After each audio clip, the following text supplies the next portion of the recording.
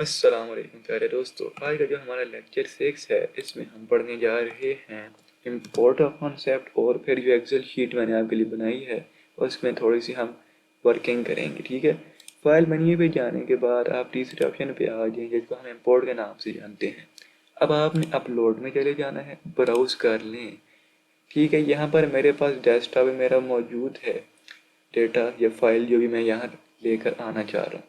आपकी ज़रूरी नहीं है डेस्कटॉप पे हो, आपकी जिस लोकेशन पे पड़ी हुई है वहाँ चले जाएँ, ऑल फाइल कर दें तब भी ठीक है, कस्टम करें तब भी। लेकिन कस्टम में अगर शो नहीं हो रही तो फिर ऑल करिएगा तब आपको शो होगी। सिलेक्ट करें और ओपन कर लें। अब ये अपलोड हो चुकी है। ओके, अब ये पूछता है कि आपको किस तरीके से करनी है। नई स्प्रेडशीट बनाएंगे, इसी के अंदर डालना है। इसी के अंदर डालने के लिए आपको रिप्लेस स्प्रेडशीट करनी पड़ेगी। जो इसके अंदर पहले से मौजूद डेटा होगा वो तब्दील हो जाएगा इसके डेटा के साथ। इंपोर्ट करिए। ओके मेरे प्यारे दोस्तों, अब ये हमारे पास तमाम का तमाम जो डेटा था उस एक्सेल स्प्रेडशीट का वो हमारे पास गूगल शीट्स के अंदर आ चुका है। ठीक है, ये मेरे पास 1 से लेके 20 स्टूडेंट तक डेटा है और ये इनके मार्क्स हैं। एक चीज़ की कमी आपने देखी होगी, टोटल सब्जेक्ट मार्क्स नहीं और परसेंटेज कैलकुलेट नहीं हुई थी। तो मैं आपको दो चीज़ें और ही समझाऊंगा, रिलेटिव और एब्सोल्यूट एड्रेसिंग हम यहाँ सीखेंगे। पहले हम टोटल मार्क्स पर यहाँ निकाल लेते हैं। ठीक है, ताकि टोटल मार्क्स के बाद आपको फार्मूला के साथ परसेंटेज निकालने में आसानी हो।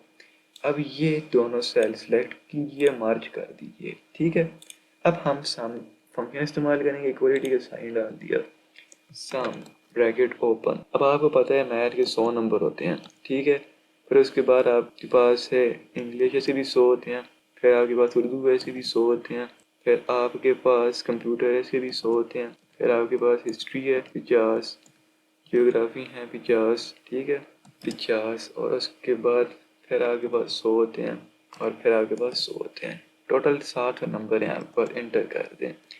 Science, English, Urdu, computer.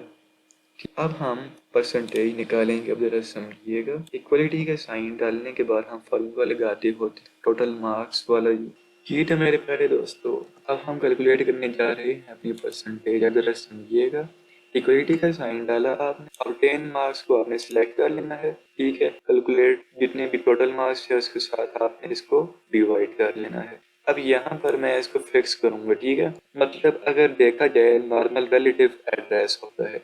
Relative में ये होता है कि जिस वक्त आप फार्मूला कॉपी करते जाएगा नीचे कॉलम में, ठीक है, नीचे जाता जाएगा तो उसका एड्रेस चेंज होता जाएगा। तो आपने इसको फिक्स रखना है। क्यों, जैसे ही ये M3 4 पे जाएगा तो हमारे पास एम्प्टी सेल है, तो मैं चाहूंगा ये फिक्स है, एक साइन डाला डॉलर का। इससे आपके पास जो है रो फिक्स होगी। फिर इस वजह में दूसरा साइन डाला तो कॉलम फिक्स हो गया। ठीक है, फिर आप इसे मल्टीप्लाई करा दें 100 के साथ। ये रिलेटिव से चेंज हो गया N2 एब्सोल्यूट एड्रेसिंग में। इंटर प्रेस करेंगे तो आपके पास परसेंटेज आ जाएगी। अब ये बोलते हैं ऑटो फिल करें तो ठीक है, नहीं तो इसको नीचे सीट कर लें तब भी ठीक है। मैं कर देता हूँ, तमाम के तमाम जितने भी स्टूडेंट्स होंगे उनकी परसेंटेज हमारे पास निकल आएगी। तो बेसिक कॉन्सेप्ट आपको एब्सोल्यूट और रिलेटिव का भी मिल गया, परसेंटेज भी आपने सीख ली किस तरीके से कैलकुलेट करते हैं फार्मूला को इस्तेमाल करके। ठीक है दोस्तों, इंटर प्रेस करें, तमाम की तमाम एवरेज निकल आएगी। ठीक है, अब यहाँ पर हम मैक्सिमम और मिनिमम का फंक्शन सीखते हैं। मैक्सिमम और मिनिमम का जो फंक्शन है